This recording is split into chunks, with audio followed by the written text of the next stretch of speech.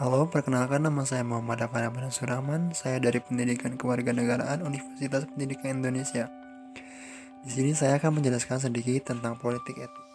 Politik etis atau politik balas budi adalah suatu pemikiran yang menyatakan bahwa pemerintah kolonial Belanda memegang hutang atau tanggung jawab moral bagi kesejahteraan rakyat Nusantara.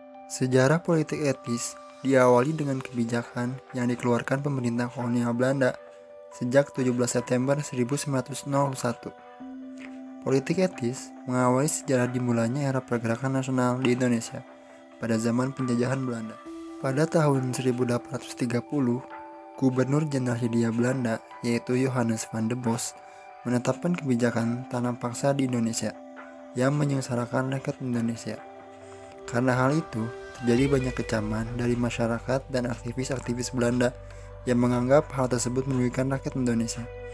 Karena dasarkan itu, akhirnya tahun 1863 tanam paksa dihentikan. Pun begitu, tanam paksa terlanjur menimbulkan kerugian besar bagi rakyat Indonesia.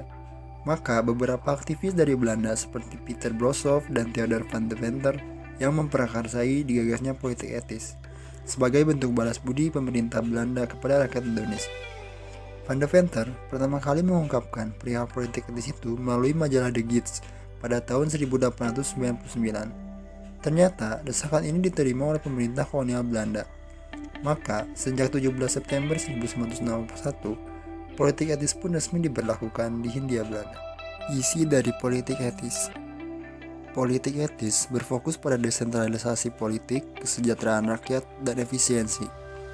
Terkait isinya, terdapat 3 program utama, yaitu yang pertama adalah irigasi.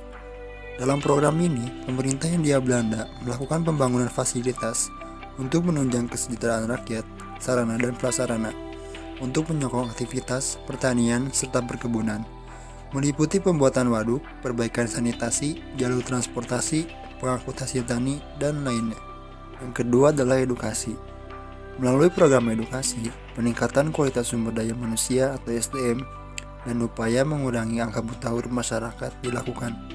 Selain itu, mulai dilaksanakan pengadaan sekolah-sekolah untuk rakyat. Yang ketiga ada imigrasi. Program imigrasi diterapkan dalam rangka meratakan kepadatan penduduk di Hindia Belanda atau Indonesia. Dampak politik etis. Pada awalnya, kebijakan politik etis memang terlihat menguntungkan bagi rakyat Indonesia. Akan tetapi dalam perjalanannya, terjadi penyimpangan politik balas budi yang dilakukan oleh orang-orang Belanda. Yang pertama adalah dampak negatif. Dalam program irigasi, upaya pengairan yang ditujukan untuk aktivitas pertanian tidak berjalan mulus. Air yang disalurkan ternyata hanya untuk orang-orang Belanda, sedangkan kaum pribumi seakan dipersulit sehingga menghambat kegiatan pertaniannya. Berikutnya dalam program edukasi.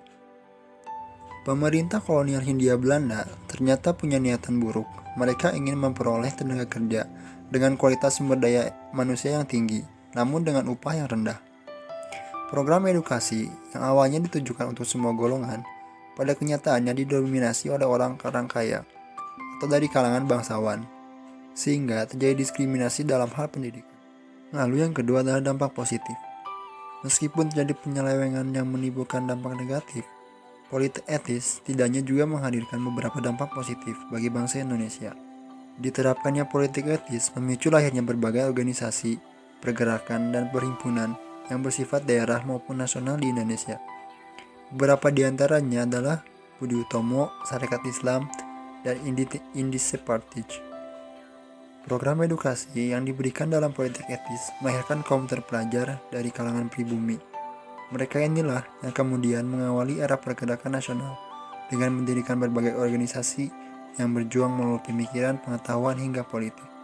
Nantinya, berbagai organisasi pergerakan ini berganti wujud menjadi partai politik yang memperjuangkan kesetaraan atau merintis upaya kemerdekaan bagi Indonesia.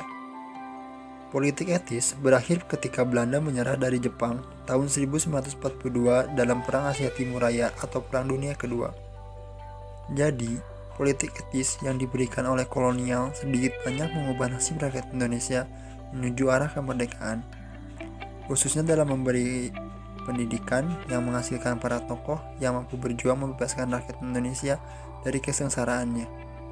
Politik etis merupakan awal lahirnya pergerakan nasional yang membebaskan rakyat Indonesia dari penjajahan menuju kemerdekaan. Segitu saja pemaparan sedikit tentang fenomena politik etis di Indonesia. Semoga sedikit banyak dapat menambah wawasan kita. Terima kasih.